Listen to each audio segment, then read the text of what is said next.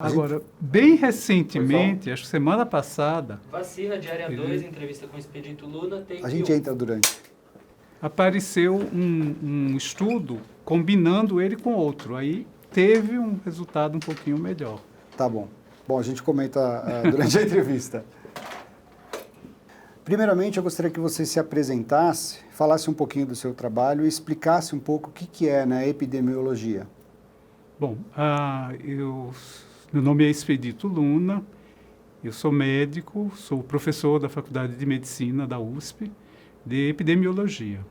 A epidemiologia é a ciência da saúde que se preocupa com as doenças na população, a partir do entendimento de que a gente só consegue entender o que causa as doenças quando a gente trabalha com as populações. Ou seja, um caso isolado de alguma doença, a gente não vai conseguir identificar a causa daquele problema.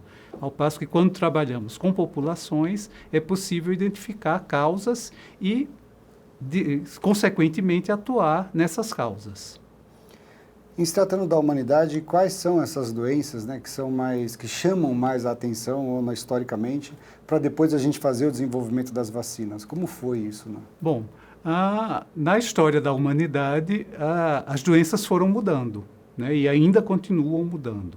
Então, até o século XIX, a maioria das pessoas adoecia e morria de doenças infecciosas. Por quê? Porque não existiam vacinas, não existiam antibióticos, o cuidado à saúde era precário, então as doenças infecciosas eram a principal causa de doença e de morte. Com o desenvolvimento tecnológico, científico e também socioeconômico, nos países desenvolvidos, as doenças infecciosas foram diminuindo de importância. E hoje, o que é mais importante, as pessoas mais adoecem e morrem, são as doenças do coração, as doenças endócrinas, como diabetes, e as doenças cerebrovasculares, como derrames. Então, esse processo é o que a gente chamou da transição epidemiológica. Então, isso ocorreu primeiro nos países hoje desenvolvidos, na Europa Ocidental, América do Norte, depois nos países asiáticos que se desenvolveram muito rápido, como o Japão, a Coreia, e, por último, o resto do mundo. E mesmo no resto do mundo é diferente. Então, determinados países da África e mesmo da Ásia, as doenças infecciosas ainda são as causas mais importantes de adoecimento e de morte. Já aqui no Brasil, a gente tem um padrão misto. Temos tanto infecciosas quanto as doenças chamadas crônico-degenerativas, que são doenças cardiovasculares, cerebrovasculares, o câncer, né? E também os resultados da violência, de acidentes de carro e a violência propriamente dita, com armas de fogo, armas brancas. E as doenças infecciosas são basicamente geradas por vírus DNA e RNA e bactérias? Como seria isso? E quais as diferenças? Nas doenças infecciosas, nós temos os vários agentes infecciosos, né, os vários tipos de agentes, que são bactérias, que causam, por exemplo, meningites, pneumonias, né? Temos os vírus, né, que causam uma grande gama de doenças. Temos também os fungos, os protozoários e os vermes. Então, tudo isso está na categoria das infecciosas. E, para completar o raciocínio anterior, como é que elas foram desaparecendo? Não desapareceram por acaso, elas desapareceram porque houve intervenções específicas. E, dentre elas, as mais bem-sucedidas foram as vacinas. E como que foi o desenvolvimento das vacinas na humanidade? Bom, a primeira doença que preocupou, que era muito evidente, que matava em grande número de pessoas, foi a varíola. Então, desde as múmias do Egito, já tem o registro da ocorrência de varíola nas populações humanas, né? E a varíola, ela matava milhares de pessoas, milhões de pessoas, todos os anos, na Europa, na Ásia e na África. Quando os europeus vieram para as Américas, trouxeram junto a varíola. E a varíola dizimou as populações indígenas, tanto daqui da América do Sul quanto da América do Norte, né? E essa foi a primeira doença que a humanidade começou a buscar um jeito de controlá-la, de combatê-la. E na China, então, surgiu a primeira ideia, né, que foi o embrião das vacinas, que era o seguinte: então, a varíola provocava lesões na pele que deixavam casquinhas, né? Então, fazia-se o seguinte: raspava a casquinha do doente, transformava aquilo num pó e assoprava, né, no nariz da pessoa que não tinha tido varíola. Com isso, ela tinha uma varíola mais branda e não morria depois. Não, quando tinha as epidemias de varíola, ela não pegava mais varíola. Então, isso foi a primeira tentativa de se fazer uma vacina. Aí, posteriormente, um médico inglês, no final do século XVIII, ele era também fazendeiro, vivia numa propriedade rural, e a sabedoria popular lá da Inglaterra falava que as mulheres que ordenhavam vacas, quando vinham as epidemias de varíola, elas não pegavam, porque elas tinham tido a varíola dos bovinos, da vaca, que só davam umas pequenas crostas nas mãos. Então, diante disso, ele teve a ideia de usar essa varíola da vaca para controlar a varíola, prevenir a varíola humana. E aí ele fez um preparado e injetou no filho de uma funcionária da fazenda. E depois fez o teste, quer dizer, tentou inocular a varíola humana do garoto e percebeu que o garoto não pegava mais. E, na época, isso foi considerado uma heresia, porque o corpo humano era feito à semelhança de Deus, era divino, então não podia injetar no ser humano uma coisa que vinha de uma besta, de um animal irracional, uma vaca. Mas deu tão certo que as objeções religiosas foram ignoradas e, em muito pouco tempo, essa prática se espalhou pelo mundo e, já no século XIX, 30, 40 anos depois, virou política de governos. Os governos começaram a estimular a vacinação e muitos deles a tornar a vacinação obrigatória. E com isso, né, quer dizer, já no século XX, quer dizer, demorou mais de 100 anos para que a gente conseguisse erradicar a varíola. O que significa erradicar? Significa que a varíola desapareceu da humanidade e a gente não precisa mais usar a vacina. Então, o último caso de varíola foi em 1977, na África, e desde então, a partir da década de 80 do século passado, parou-se de usar a vacina para a varíola. Então, quem é mais velho lembra que quando ia viajar para o exterior, precisava de um certificadozinho amarelo, que era o certificado de vacinação contra a varíola. Então, isso acabou, quer dizer, isso não é mais necessário e as gerações que nasceram de 1980 para cá já não mais tomaram a vacina de varíola. Quais foram outras doenças que a gente conseguiu combater muito bem, vamos dizer assim, com as campanhas de vacinação, historicamente? Bom, uma outra doença importante, né, nessa história foi a poliomielite. Né? Então, a poliomielite, né, é um vírus, é um enterovírus. O que é que significa? Um vírus que vai viver no intestino das pessoas. Então, ele entra pela boca, vai para o intestino, coloniza, vive lá no intestino e ele provoca essa manifestação neurológica, que é a paralisia. Né? Então, pode ser uma paralisia transitória, que depois a pessoa volta ao normal, recupera seus movimentos, e podem ser quadros mais definitivos, em geral em membros inferiores, né, nas pernas, mas às vezes eram quadros muito graves que paralisavam os músculos do tórax, da respiração. E a pessoa ou ia para um serviço onde tinha o pulmão de aço, ou morria. Né? Então, morria muita gente de poliomielite e era uma doença desfigurante, que deixava as pessoas com deficiência física. Né? E uma outra coisa interessante é que, como ela está ligada, o vírus entra pela boca e sai pelas fezes. Então, ela está ligada a condições de saneamento. E, paradoxalmente, ela não acontecia nos mais pobres. Então, admite-se que os mais pobres iam convivendo com isso, quer dizer, já estavam num ambiente com pouco saneamento e acabavam adquirindo uma imunidade natural. Já as crianças que estavam mais protegidas, que viviam em ambientes com água tratada, com melhores condições, quando tinham contato com o vírus da polio, tinham a maior probabilidade de ter esse quadro mais grave e desenvolver uma deficiência, uma paralisia decorrente da polio. Então, esse era um problema gravíssimo, né, até a década de 50 do século passado, quando foram desenvolvidas 2 vacinas. Né, uma vacina injetável, feita com o vírus morto. Essa foi a primeira vacina que começou a ser usada nos Estados Unidos. E depois o famoso Albert Sabin desenvolveu a vacina oral, né, que é essa que foi usada durante muito tempo aqui no Brasil, ainda é usada, que tem o vírus atenuado. O que significa? Esse vírus que está ali na vacina, ele é capaz de ir para o intestino, de se crescer no intestino, simula o crescimento do vírus, mas não produz a doença, não produz o quadro paralítico. Então, com isso, faz o indivíduo, a pessoa vacinada, desenvolver imunidade. E um problema decorrente dessa vacina é que o vírus vacinal também é eliminado nas fezes.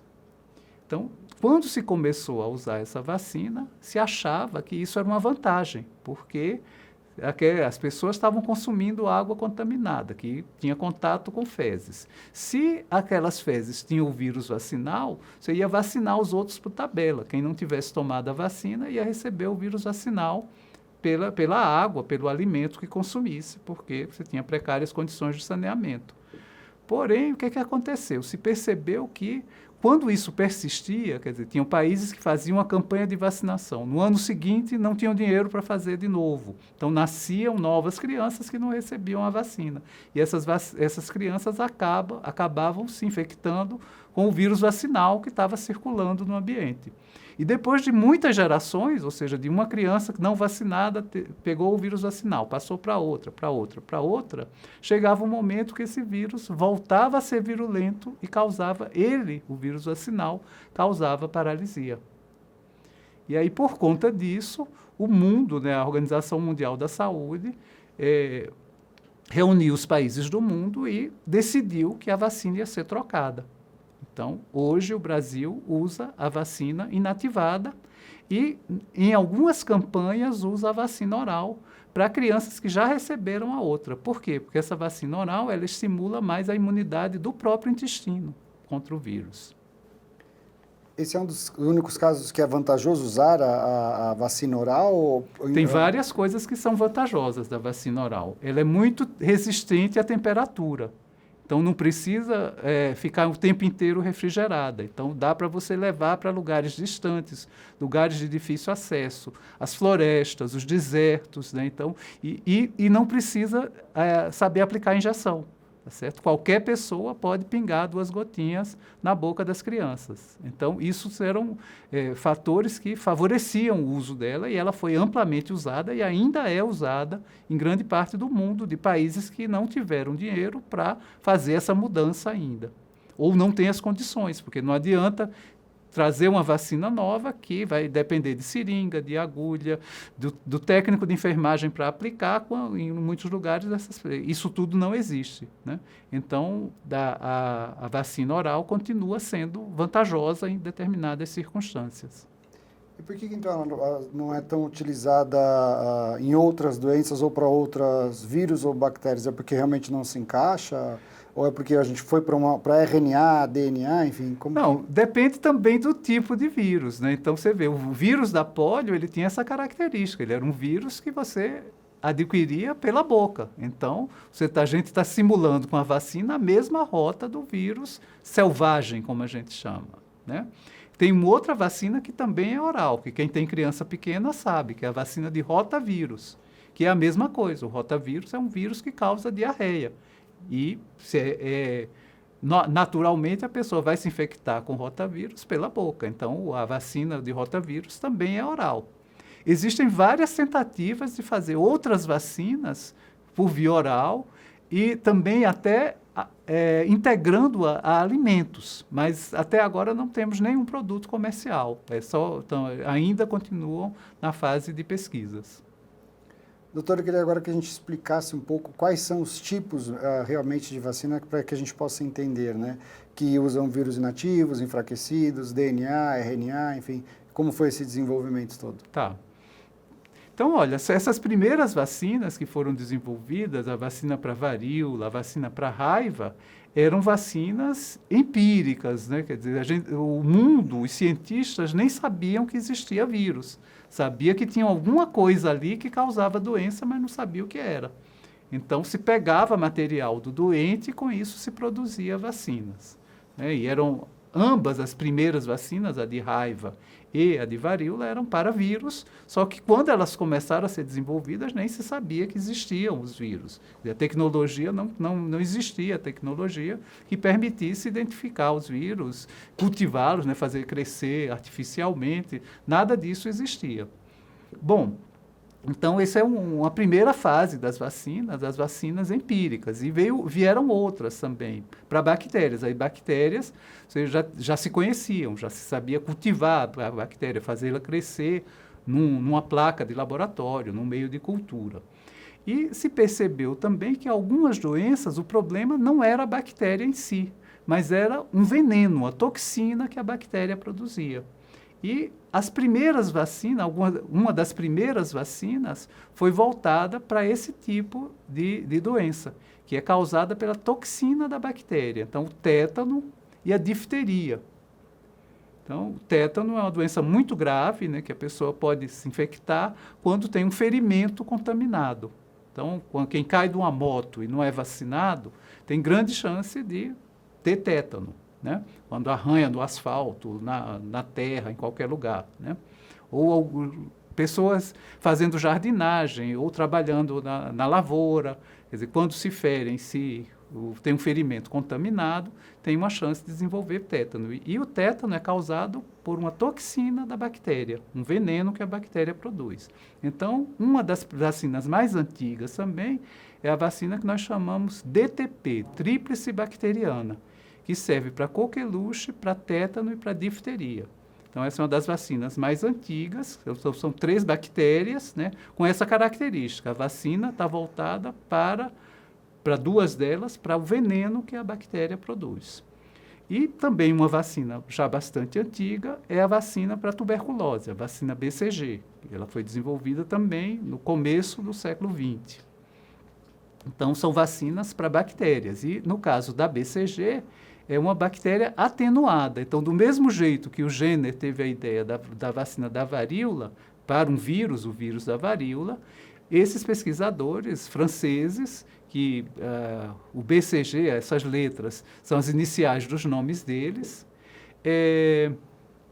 eles desenvolveram uma vacina para tuberculose a partir da bactéria da tuberculose bovina, das vacas.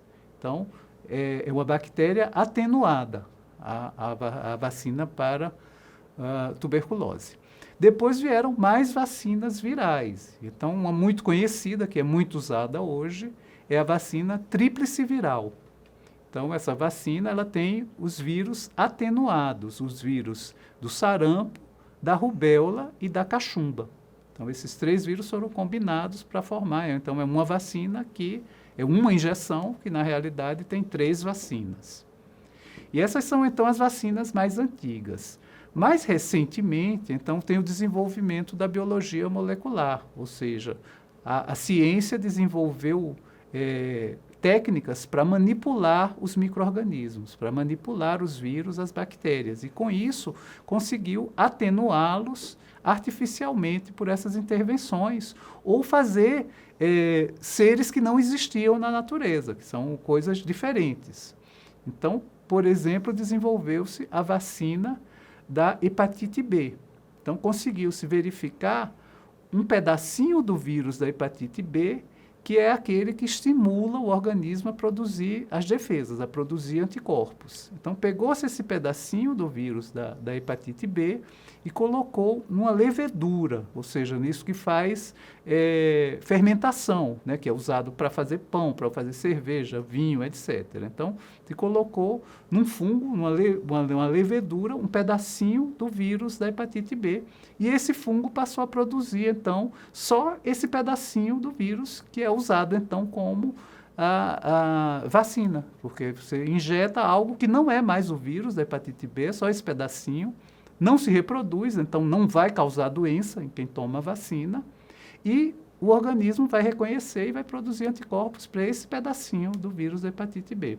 Então, com esse tipo de tecnologia, foram sendo desenvolvidas novas vacinas e que só mais recentemente, nas últimas 2, 3 décadas, é que começaram a ser usadas. Então, a gente tem hoje vacinas para as bactérias que causam meningite, para as bactérias que causam pneumonias e meningites, né? Então, pneumococos e meningococos, também por mecanismos de biologia molecular, por uso da biologia molecular, essa que eu já falei, a vacina para rotavírus, vacina para o HPV, né, que é uma doença sexualmente transmissível e que pode produzir câncer nas pessoas, né? Então, a vacina para HPV e outras também, vacina para varicela, né, para catapora, para hepatite A. Então, foram se desenvolvendo cada vez mais, quer dizer, novos agentes infecciosos passaram a ser objeto dessa tecnologia da vacinação. As vacinas, elas servem também para evitar que a doença aconteça ou para que ela não avance para casos muito graves e chegue a óbito? Como funciona a vacina no organismo? Veja só, o que a gente gostaria, né, que todas as vacinas protegessem não só contra a doença, né, e contra a forma grave da doença, mas protegessem contra a infecção. Ou seja, quem se vacinou não se infectar, não pegar aquele agente infeccioso de forma nenhuma. No entanto, para provar isso é muito difícil. Por quê? Porque a gente como é que a gente sabe se uma vacina que foi produzida num laboratório funciona ou não? Então, nós vamos dar a vacina para um grupo de pessoas e para outras pessoas a gente vai dar uma substância, né, uma injeção que é igualzinha à vacina, só que não é nada, é água, o soro fisiológico, tá certo? Então, esse tipo de estudo a gente chama de ensaio clínico. Então, vamos dar vacina para uns, placebo para outros e acompanhar ao longo do tempo e ver quantos adoecem em cada grupo. Idealmente, a gente quer que nenhum vacinado adoeça e que todos os casos de doença aconteçam no grupo que não tomou a vacina, que tomou o placebo. Só que a gente vai ver o que é que a gente vai verificar nesses grupos, é a ocorrência da doença clínica. Então, quem tem sintoma, quem teve uma infecção que não foi tão leve que não produziu nem sintoma, a gente não vai conseguir saber, a não ser que a gente ficasse testando, fazendo exame todo dia com as pessoas ou toda semana, o que é impraticável, mesmo para quem se dispõe a ser voluntário de um ensaio clínico, certo? Então, os ensaios clínicos, em geral, eles vão demonstrar que a vacina protege para a doença, para desenvolvimento de sintomas, para desenvolvimento de sintomas graves.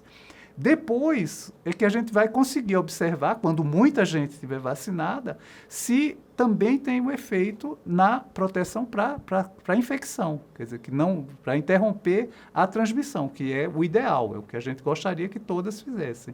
Inclusive, depois tem que continuar-se essa pesquisa para saber por quanto tempo a gente consegue manter essa imunização. É assim que faz com relação às outras doenças todas? Também. Então, uma outra coisa é quanto tempo vai durar a imunidade que a vacina induz, né? Uma parte delas não vai durar a vida inteira. Então, é necessário, às vezes, fazer uma segunda dose, né? E isso também é observado ao longo do tempo. Então, observando, acompanhando as pessoas que foram vacinadas. Doutor, eu queria só que, se possível, você explicasse um pouco essas fases dos ensaios e pesquisas clínicas, Okay. Só para a gente ter essa informação de maneira didática. Pode ser? Tudo bem. Talvez até falar um pouco dessa randomização, o que é o duplo cego, Okay. O estudo ouro, alguma coisa assim. Vamos lá. Pode ser? Então, veja só, como é que uma vacina é desenvolvida? Primeiro, alguém tem uma ideia de como atenuar ou como inativar aquele vírus, aquela bactéria. Então, um pesquisador, que geralmente ele não cria do nada, ele vai a partir de pessoas que já estudaram antes deles, de desenvolver um projeto, uma proposta de vacina. Então, isso hoje em dia, primeiro, é ensaiado no computador. Então, você vai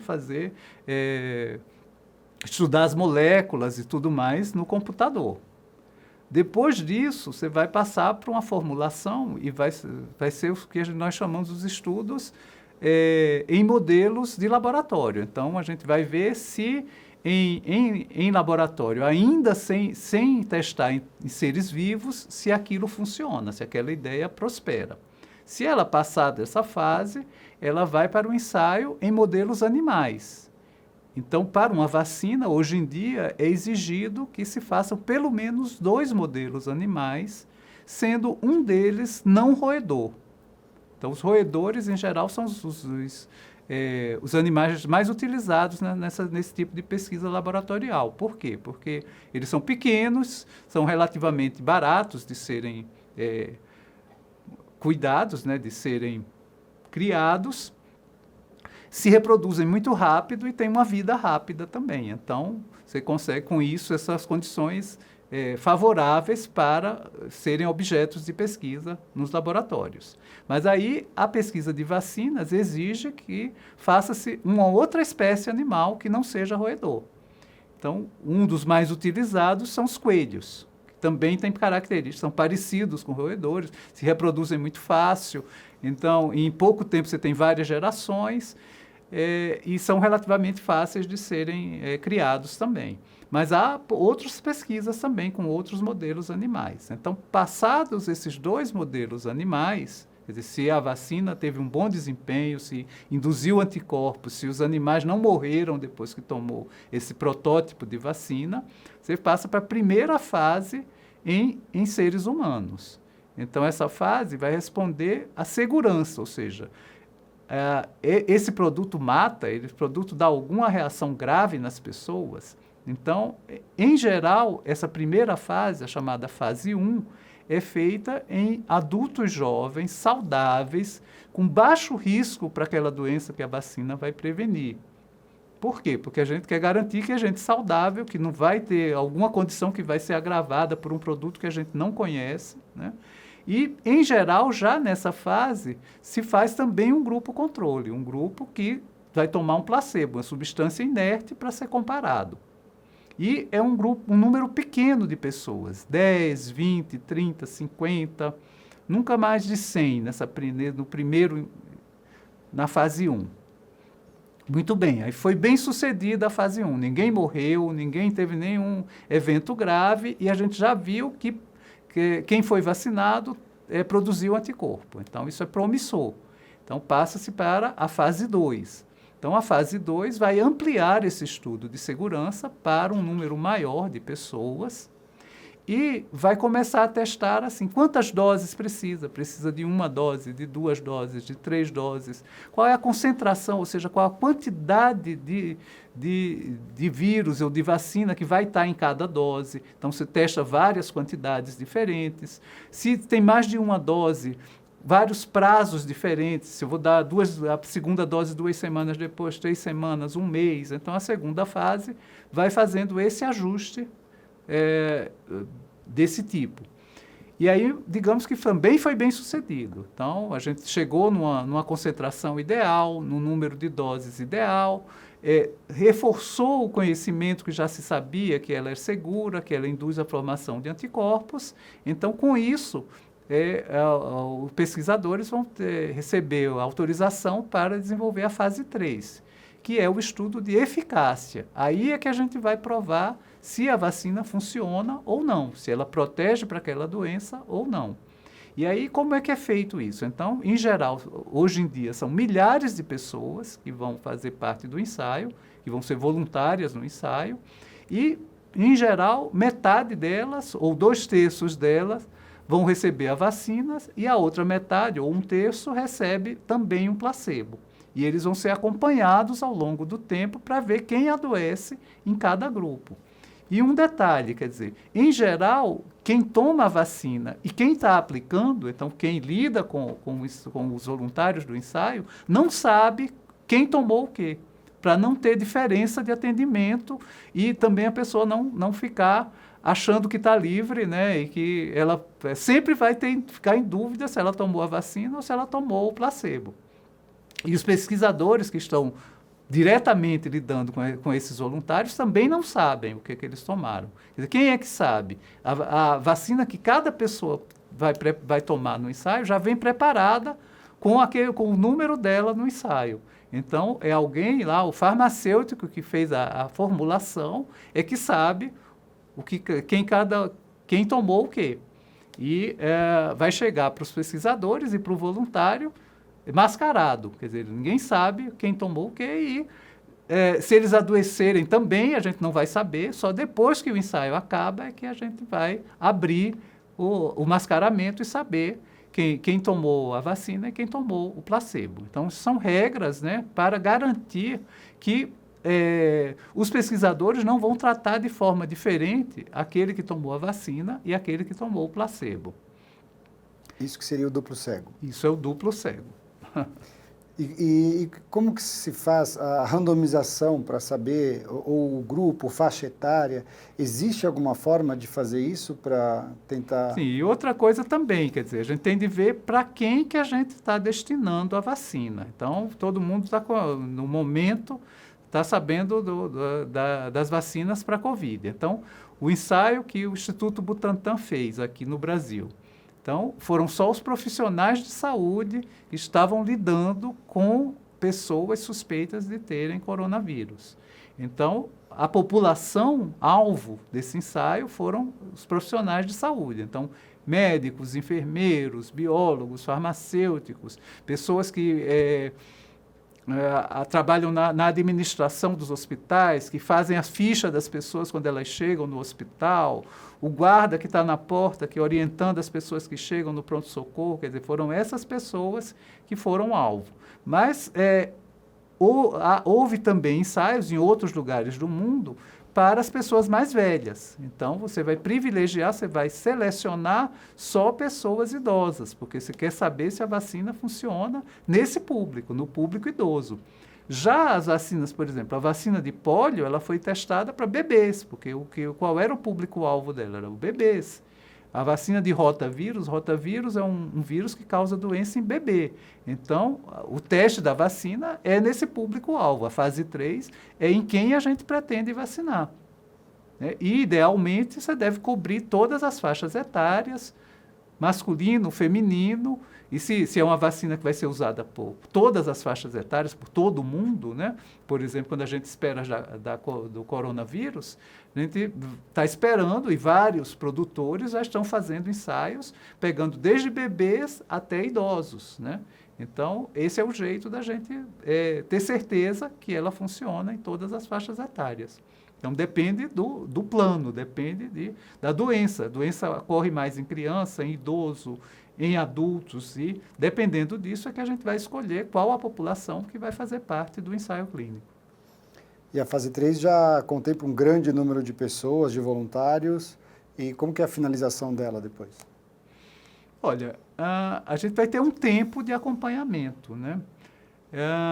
Para a maioria das vacinas mais recentes, esse tempo mínimo foi estipulado em 1 ano. Mas a gente tem o seguinte, quer dizer, pode ser encurtado? Pode. Como é que a gente pode encurtar isso? Fazendo ensaios maiores, trazendo mais voluntários para fazerem a pesquisa. Isso depende do quê? Depende de ter financiamento. Esses estudos são muito caros. Então, se você tem mais dinheiro, você pode antecipar esses resultados e ter um prazo mais curto. E também depende da ocorrência da doença. Eu tenho de esperar as pessoas adoecerem. Então, se é uma doença mais rara, como meningite meningocócica, é um período mais longo que a gente tem de acompanhar para dar tempo para que aconteça a doença entre os voluntários. Já uma doença que está acontecendo, uma pandemia, que tem milhares de casos, então é muito mais rápido você ter o resultado, porque aquele grupo não vacinado, o grupo que tomou placebo, vai se comportar como o resto da população que não foi vacinada. Então, é mais rápido, eu vou ter um resultado mais rápido e também, para ter mais rapidez, eu tenho de aumentar o número de pessoas que estão sendo acompanhadas, que estão participando do ensaio clínico. Doutor, a gente via que antigamente o tempo de um ensaio clínico, de um estudo, né, para vacina era 1, e agora a gente está vendo realmente uma aceleração fantástica e recorde, acho. O senhor acha que isso vai estabelecer novos padrões ou até uma possibilidade de risco de estarmos agindo tão rápido por necessidade? Como que a gente vai dosar isso no futuro? Veja só, primeiro, né, então, como eu acabei de falar, a gente tem doenças que são mais raras, que não ocorrem com tanta frequência. Então, para eu conseguir provar que o número de doentes entre os vacinados e entre os que tomaram placebo é diferente, eu vou ter de aguardar muito mais tempo para que as pessoas adoeçam, né? Então, isso é uma coisa.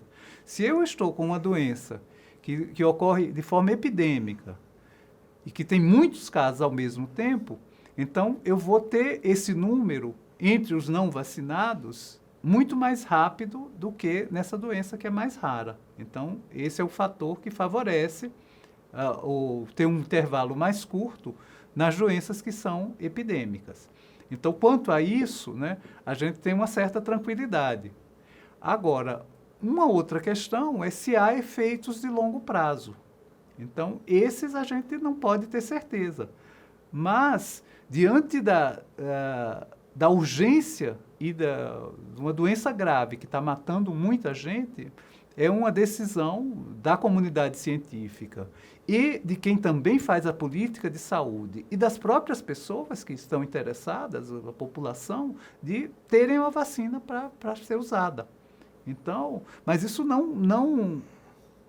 não deixa de fora o acompanhamento de longo prazo. Então, essas pessoas que participaram dos ensaios clínicos e depois, como no caso da Covid agora, que as vacinas já estão sendo usadas, tem de haver um controle rigoroso de eventos adversos, da suspeita de evento adverso, ou seja, alguma coisa, algum efeito indesejado que a vacina provocou.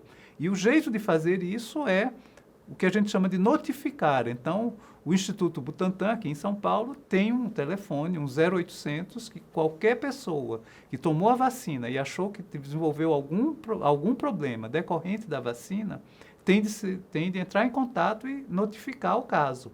E o caso, então, vai ser investigado, porque a gente tem de ter certeza que aquilo foi relacionado à vacina e não foi outra doença que a pessoa já tinha. Então, veja agora, nós estamos vacinando as pessoas muito idosas, né? Acima de 80 anos, baixamos para 70 semana passada. As pessoas idosas têm maior frequência de outros problemas de saúde, certo? Então, é muito frequente alguém tomar a vacina e depois ter algum problema e achar que foi a vacina que provocou. Mas, muitas vezes, ele já tinha um outro problema de saúde e nem sabia. Estava sem cuidado, sem atendimento. Então, é preciso uma investigação médica para realmente triar se aquele problema de saúde daquela pessoa está relacionado à vacina. Então, isso tem de continuar, mesmo quando o ensaio clínico foi mais rápido, principalmente aí também, né? Então, de fazer esse acompanhamento de quem participou do ensaio clínico e, quando a vacina já está em uso, fazer a farmacovigilância, que é a vigilância dos eventos adversos. Doutor, uma pergunta que a gente tem feito também. Existiram vacinas que não deram certo, historicamente? Sim, tem vacinas, tem condições que até hoje a gente ainda não conseguiu desenvolver vacinas, apesar das tentativas.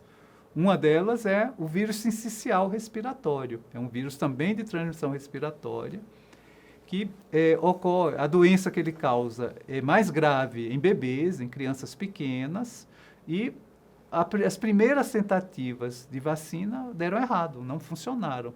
Então, até hoje, o mundo ainda não tem vacinas para doenças, pelo vírus sincicial respiratório. Doenças causadas por protozoários, como, por exemplo, malária.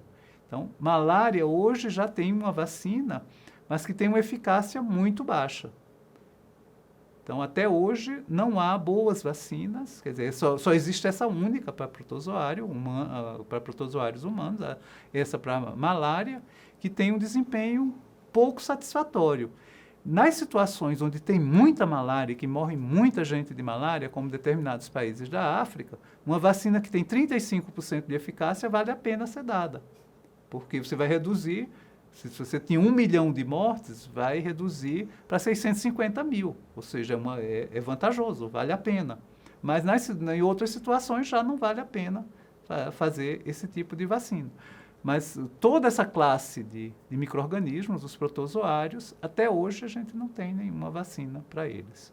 Apesar das tentativas, há muitas tentativas e eles são organismos muito mais difíceis de serem trabalhados. São organismos mais complexos que os vírus e as bactérias, têm maior capacidade de fugir, de escapar das vacinas, das reações que a vacina promove no organismo humano. Agora, doutor, entrando já um pouco na questão da saúde pública, né? Enfim, a gente tem acompanhado muito de perto também o desenrolar de todas essas situações, da complexidade, né, que a gente tem, ao mesmo tempo que a gente tem um modelo de vacinação que é muito eficaz, que chama muita atenção no nosso país. Queria que você comentasse um pouquinho a respeito disso, ou até a gente podia começar, né, através do Programa Nacional de Imunização, enfim, para a gente fazer esse acompanhamento e discorrer a respeito. Então, olha, o Brasil tem um grande programa, né, o Programa Nacional de Imunizações.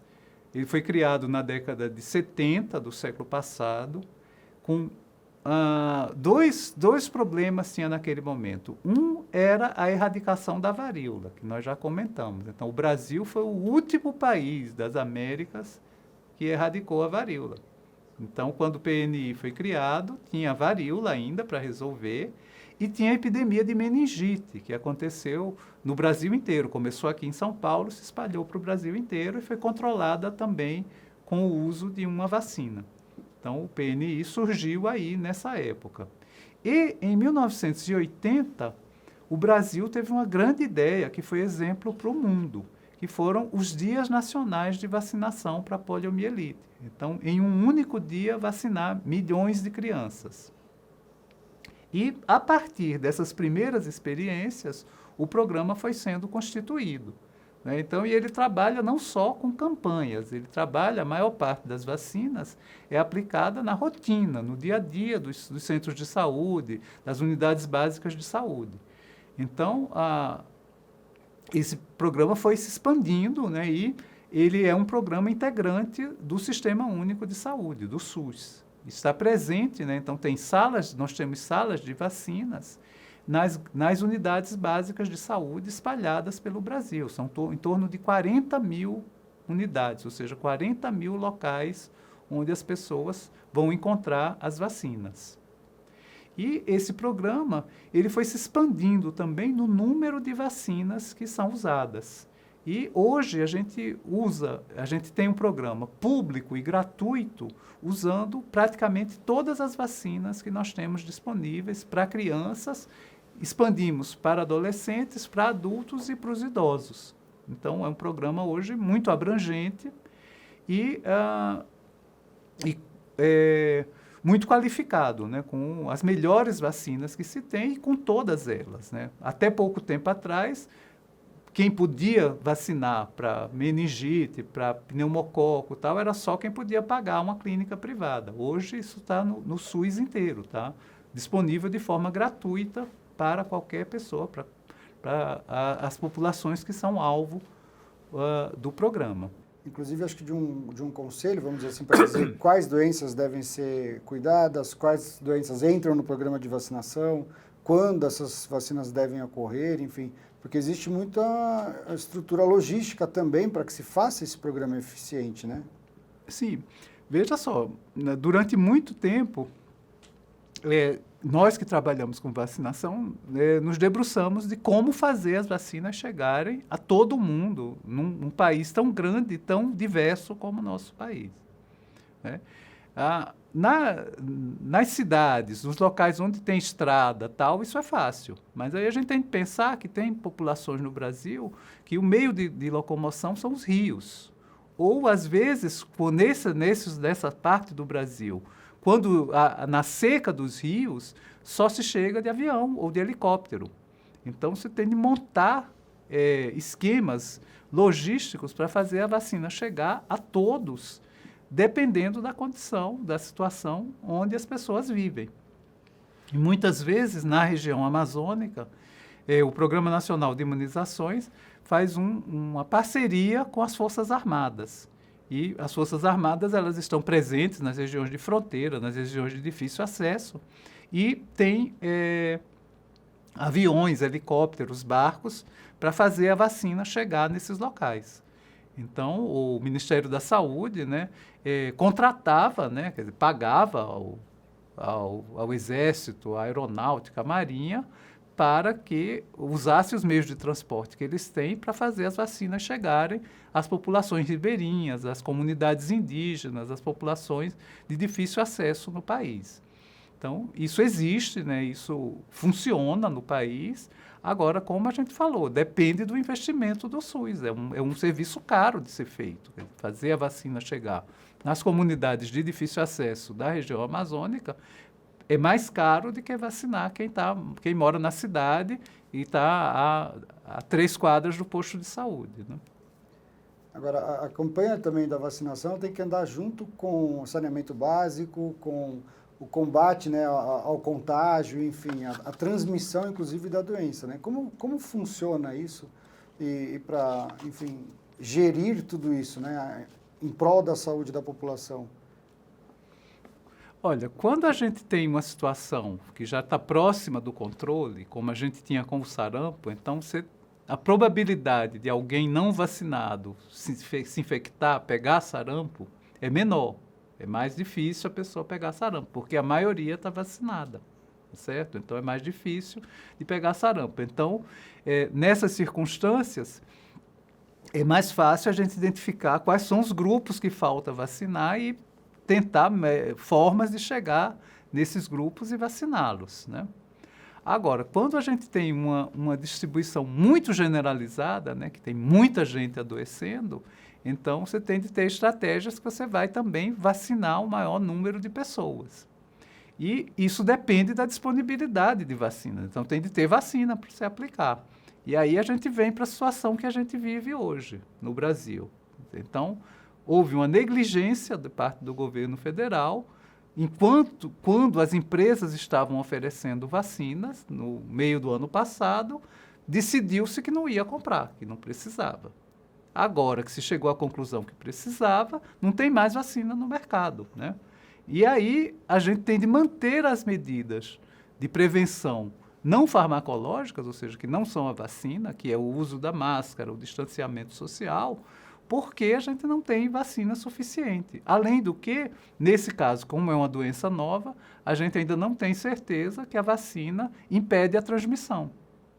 Então, mesmo vacinado, vai ter de continuar usando máscara até que a gente veja se, de fato, as vacinas impedem a transmissão.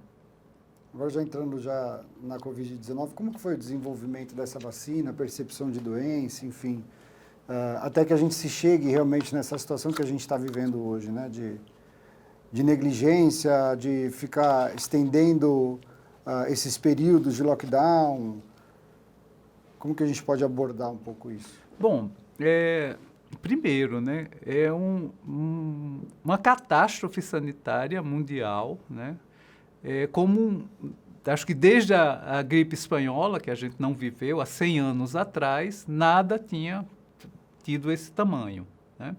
E isso motivou uma grande mobilização da comunidade científica e também da indústria. Então, existe uma indústria muito poderosa, que é a indústria farmacêutica, e que quer ganhar dinheiro, que tem interesse, que vive disso, né? E isso é legítimo, claro, esse é o negócio deles, é produzir, e são eles que têm dinheiro para bancar o desenvolvimento, para fazer com que as vacinas sejam criadas. É um processo muito caro fazer isso, né? Então, você tem o interesse da sociedade, uma comunidade científica que se debruçou em relação a esse problema, e uma indústria que está esperando que existam produtos e também está investindo na pesquisa para chegar a esses produtos. Então, é um esforço que até hoje não tem precedentes. Nenhuma outra doença teve tantos grupos de pesquisa e tantas indústrias interessadas em desenvolver uma vacina. Então, isso é muito positivo. E parte desse investimento veio dos governos, né? Então, o governo norte-americano, a União Europeia, investiram pesadamente nos grupos de pesquisa e na indústria farmacêutica, porque não basta você desenvolver uma pesquisa no laboratório. Essa vacina, ela tem de se tornar um produto que vai ser produzido em escala industrial para fazer milhões, bilhões de doses. Então, você tem de juntar a pesquisa com a indústria. As duas coisas andam juntas nessa ideia da vacina. Então, são muitos grupos pesquisando, muitas indústrias e muitos projetos diferentes. Então, a gente tem desde propostas de desenvolver a vacina do jeito mais tradicional, do jeito mais antigo, né, que é, por exemplo, inativar o vírus, né, matar o vírus, que é a proposta que foi feita pela Sinovac e Instituto Butantan. Então, são vacinas de uma tecnologia já conhecida há muito tempo. Então, são as vacinas de vírus inativados. E, ao mesmo tempo, a gente tem também tecnologias de ponta que nunca tinham sido usadas antes, que são as vacinas de RNA e de DNA também. Então, elas estão chegando aí as de DNA, ainda não tem nenhuma no mercado, mas vão chegar também. Então, é a primeira vez que se faz em larga escala esse tipo de pesquisa e desenvolvimento de um produto que já está sendo usado por milhões de pessoas. E tem uma outra estratégia de desenvolver vacinas, que é usando um outro vírus para carregar um pedaço do coronavírus, né? Então, o que tem sido usado é um vírus que causa resfriado, adenovírus. Então, usou-se um adenovírus para carregar um pedacinho do coronavírus. Então, essa é uma tecnologia relativamente nova também. Quer dizer, já tinha sido usada por esse grupo de pesquisa para pesquisar o SARS-1, aquele que teve em 2003. Só que a doença sumiu, ninguém se interessou mais em fazer a vacina, eles não tiveram financiamento, pararam. Mas eles já tinham essa experiência acumulada, o grupo da Universidade de Oxford. E outros grupos foram na mesma linha. Então, a vacina da Gamaleya, a vacina russa, né? Tem mais duas outras com essa mesma tecnologia. Ou seja, nesse momento, quer dizer, com a biologia molecular, com o desenvolvimento da biologia molecular, foi possível ter essas estratégias, esses jeitos de fazer vacina inteiramente novos e que estão sendo postos na prática pela primeira vez. Só para que apareça também, doutor, frente à pandemia, qual o papel da Organização Mundial da Saúde para manter, organizar, enfim, tantos ensaios, tantas pesquisas, disseminação de conteúdo, né? Como que funciona um pouco isso? Bom, a Organização Mundial da Saúde, ela é uma organização de governos, certo? Então, ela congrega os membros da Organização Mundial da Saúde, são 194, acho que todos os países do mundo. Então, quem financia a Organização Mundial da Saúde são aportes dos governos que participam. E ela, desde sempre, desde a sua fundação, na década de 50 do século passado, ela tem cumprido esse papel de coordenador de esforços técnicos e científicos do mundo para determinadas questões, para determinados problemas de saúde, né? E mais recentemente, né, já no século XXI, né, e principalmente a partir da pequena pandemiazinha do SARS-1 em 2003, né, criou-se esse mecanismo de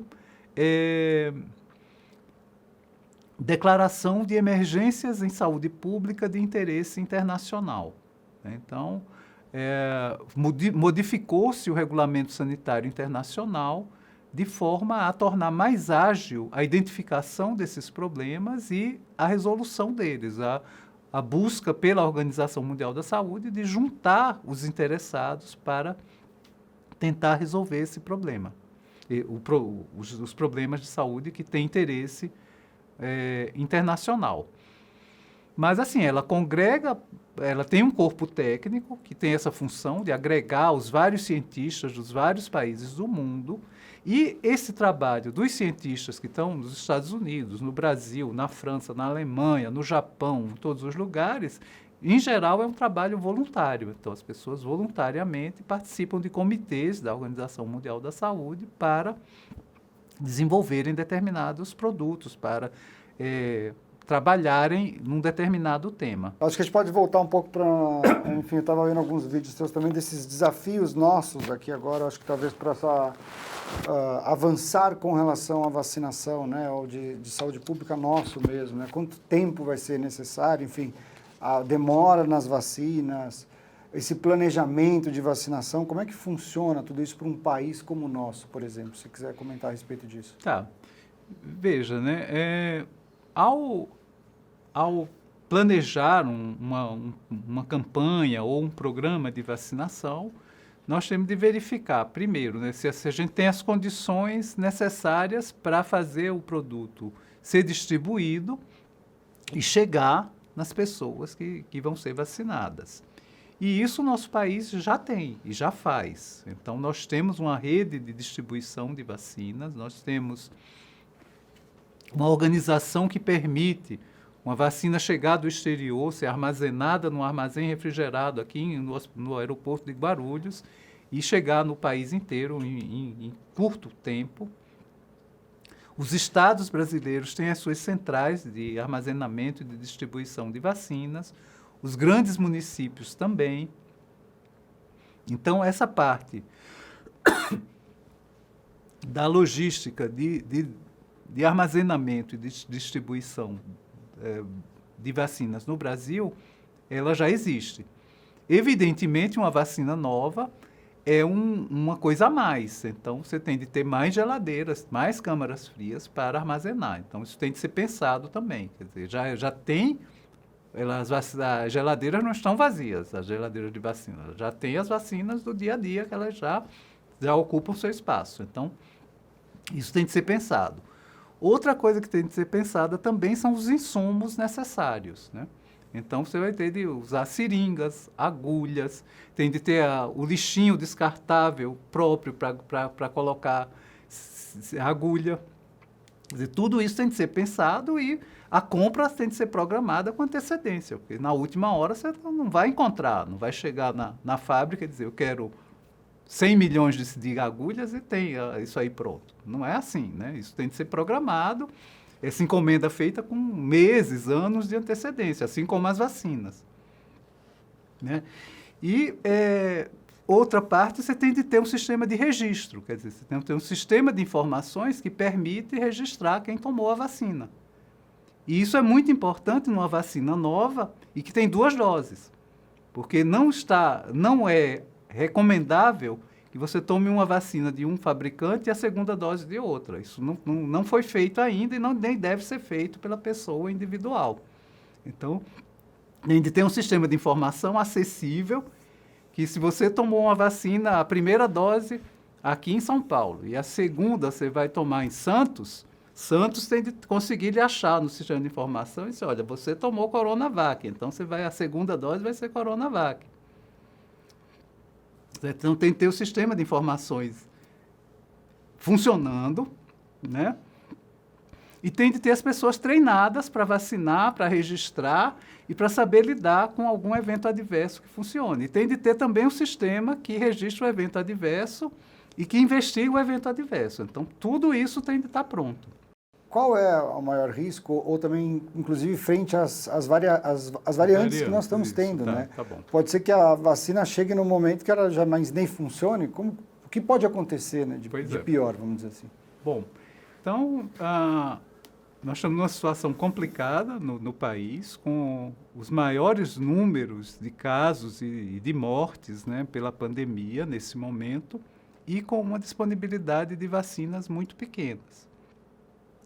E a gente tem de entender que assim, o vírus, né, ele é a forma de vida mais simples, ele é só o material genético que entra no ser humano com o objetivo de se multiplicar, de entrar nas células humanas e produzir cópias dele mesmo e de algum jeito que essas cópias consigam sair daquele corpo e entrar em outro, né?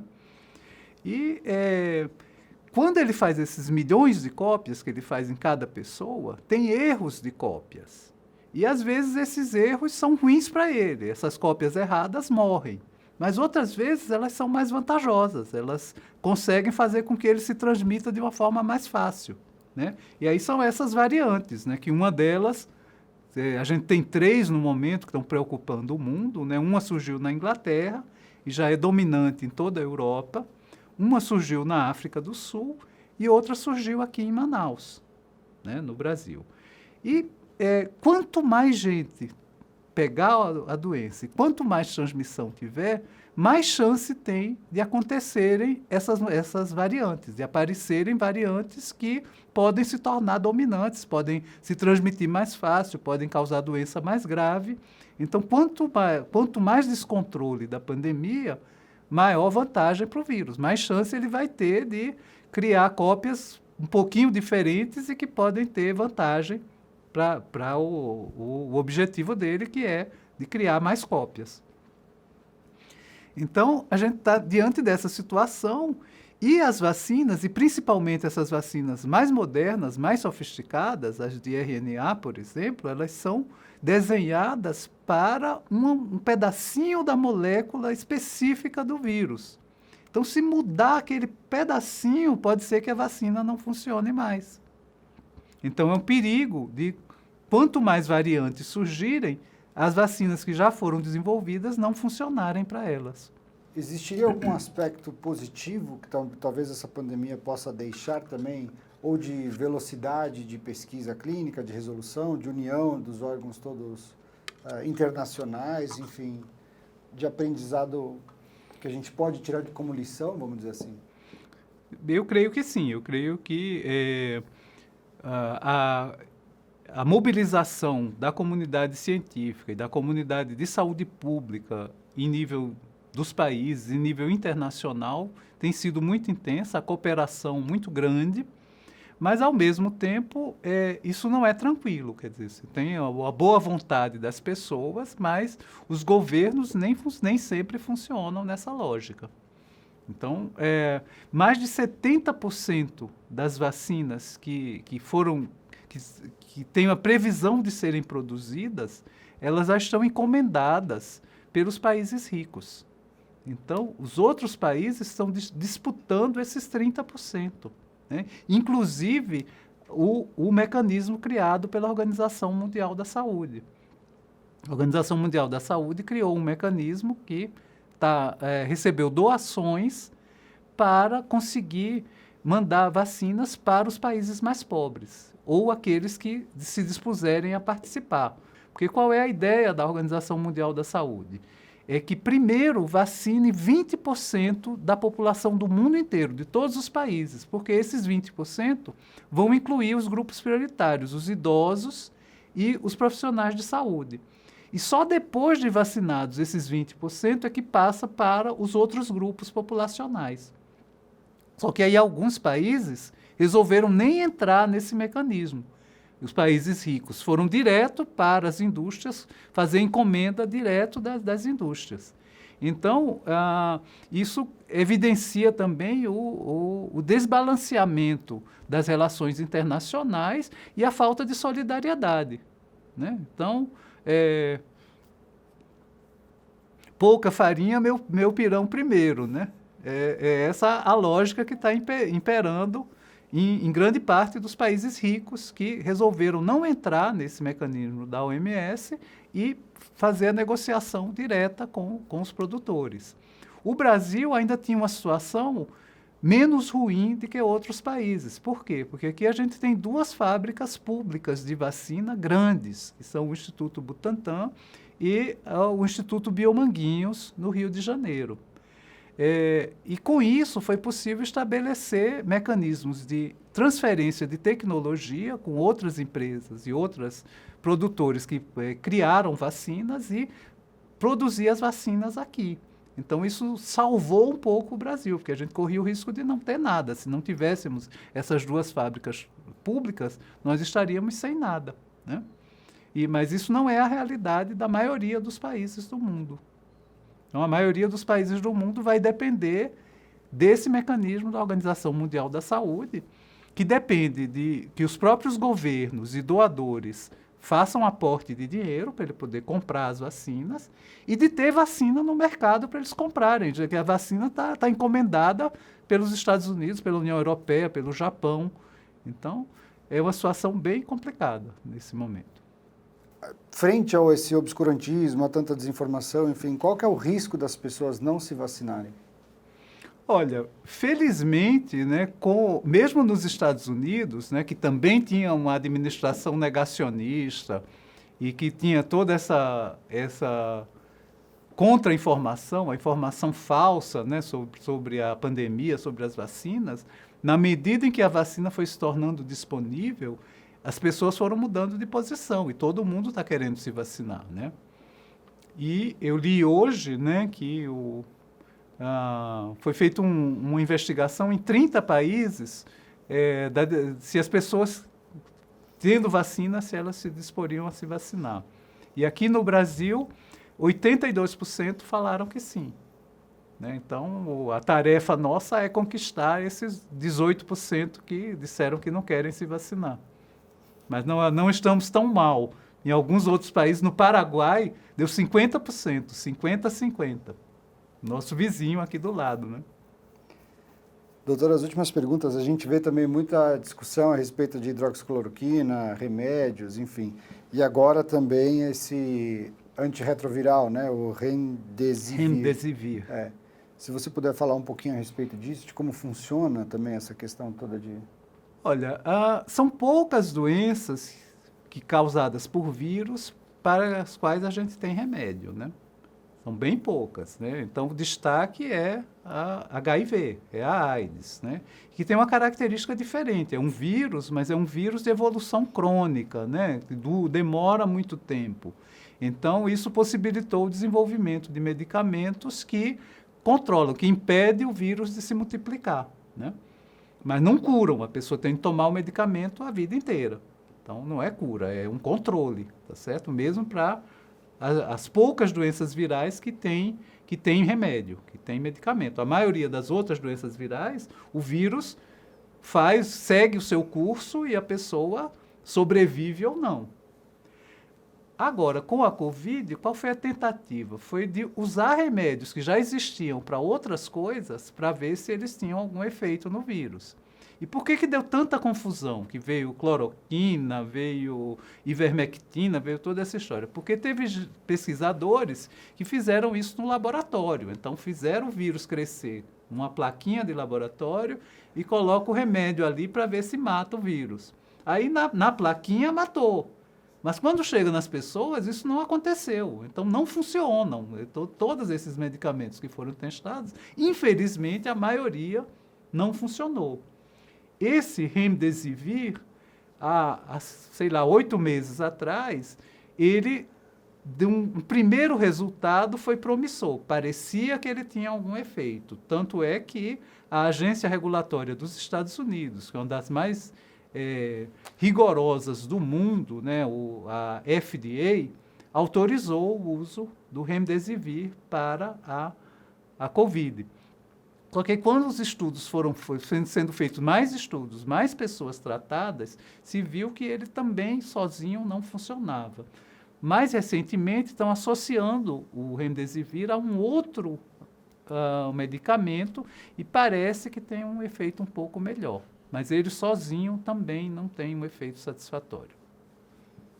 Doutora, a gente já falou um pouquinho, mas essa questão da gente também ser independente dos IFAs, né, dos insumos farmacêuticos ativos, isso também vai ser uma necessidade, é uma necessidade para o nosso país? Como funciona? Olha, é bem mais complicado aí. Por quê? Porque o desenvolvimento de um produto vacinal, ele é complexo e é muito caro.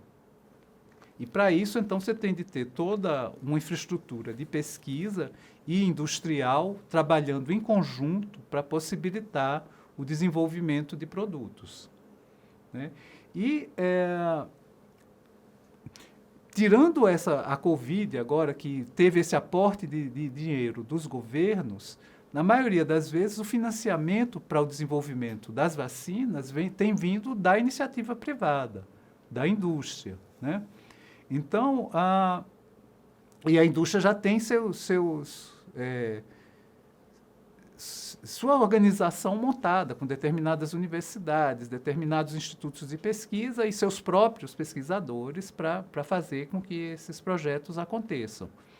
E depende também de um sistema de pesquisa dinâmico, com financiamento, e que possibilite que grupos emergentes criem startups, né, e que ofereçam produtos, como foi o caso da BioNTech, da Alemanha, né? Ou mesmo essa Moderna, nos Estados Unidos, né, que estão com as 2 vacinas com melhor eficácia para a Covid. Então, são grupos de startups, né, que surgiram porque existe financiamento de pesquisa e de começo de novos negócios nesses países, né, nos Estados Unidos e na Alemanha, né? E, uma vez elas desenvolvem um produto, o que é que aconteceu com a BioNTech? A Pfizer, que é uma gigante da indústria farmacêutica, se associou com ela para produzir a vacina dela, tá certo? Então, esse processo, né, envolve recursos e pesquisa de ponta. E o que a gente vive no nosso país é a retirada dos recursos da pesquisa e não temos essa indústria farmacêutica, além da indústria pública. Então, a gente não tem a base para o desenvolvimento de uma indústria farmacêutica sólida, né? Infelizmente, né? Então, se houver uma decisão do país de fazer isso, é algo que vai demorar muitos anos para que ela consiga dar fruto. Não é algo que vai ser criado e no ano que vem vai ter alguém aqui do Brasil descobrindo uma vacina ou um medicamento novo para a Covid. Não é assim. Quer dizer, é um investimento de muitos anos para que isso consiga dar certo. Doutor, na sua visão, qual seria o caminho melhor a ser traçado daqui para frente para a gente solucionar todos esses problemas, talvez da melhor forma possível? Um dia a pandemia, espero que acabe, mas enfim, né, a gente tem um longo caminho até todo mundo ser vacinado, a ver se isso realmente funciona, enfim. Que correções de rota a gente precisa fazer, que você acha que são fundamentais, vamos dizer assim? Bom, eu acho que primeiro, para essa pandemia e para as próximas, uma revalorização da vigilância epidemiológica e dessa ação de achar casos, isolá-los, achar os seus contatos, isolá-los. Quer dizer, então, é esse o jeito de se fazer para evitar que doença transmissível se espalhe. Não tem outro. Então, quem foi bem sucedido foi desse jeito. Então, como é que se fez em alguns países desses que eu já citei? Você identificado, você está com Covid, você é obrigado a baixar um aplicativo no seu celular e leva uma pulseirinha com o QR Code ligado no seu celular. Se você sair de casa com o seu celular, vai registrar que você está se movimentando e vem alguém atrás. Na China é a polícia que vem atrás, vem lhe pegar porque você saiu de casa, né? E se você deixou o celular, também vai pegar porque você saiu, você se separou a pulseirinha do aparelho, tá certo? Então, você tem mecanismos tecnológicos que propiciam, que facilitam você ter esse controle. Mas você tem de ter gente envolvida. Não adianta ter o QR Code, ter o aplicativo no celular, se você não tem gente prestando atenção ao que está acontecendo e tomando a providência nos casos que precisar tomar a providência, né? Então, eu acho que começa lá embaixo, o envolvimento do nosso sistema de saúde que existe, o recurso que já existe, o recurso humano, as unidades de saúde, você envolvê-los nessa ação que eles já sabem fazer. Eles fazem isso para tuberculose, fazem isso para meningite, para sarampo. Então, não estamos inventando nada, né? É valorizar e fazer com que essa atividade aconteça. E outra coisa também é a infraestrutura para laboratório, o laboratório de saúde pública para fazer o diagnóstico. Além, acho que da nossa conscientização de não sair de casa, deixar celular. Sim, e outra coisa também é o envolvimento das pessoas. Mas esse envolvimento não se dá por acaso. Ele tem de ser estimulado. Então, você tem de ter uma comunicação social que esteja o tempo inteiro colocando isso para as pessoas. E a gente não tem.